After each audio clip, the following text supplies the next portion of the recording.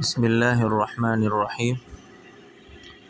ایک بھائی نے سوال بھیجا ہے کہ روزہ کی حالت میں مجزنی اگر کر لی تو اس کا کفارہ کیا ہے۔ پھر سوال کیا ہے اگر روزہ نہ رکھ سکتا ہو تو قیمت کتنی دینی ہوگی، اور اگر نہ پتہ ہو کہ مجزنی حرام ہے اور کر لی، یا روزے کی حالت میں مجزنی جائز نہیں اس کا بھی پتہ نہ ہو، اس کا جواب ضرور دیجیے گا۔ اچھا بھائی، مجزنی سے روزہ ٹوٹ جاتا ہے خواہ یہ معلوم ہو کہ مجزنی حرام ہے یا معلوم نہ ہو۔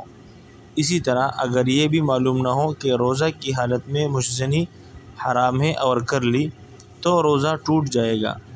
روزے کی حالت میں مجزنی سے صرف قضا لازم ہوتی ہے، کفارہ اس پر نہیں ہے۔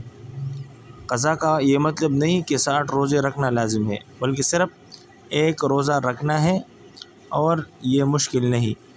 جو شخص روزہ نہ رکھ سکتا ہو تو وہ ایک صدقہ فطر ایک روزہ کے بدلے دیتا ہے، مگر جب صحت مل جاتی ہے اور روزے کی قوت پیدا ہو جاتی ہے تو پھر روزہ ہی رکھنا ہوتا ہے۔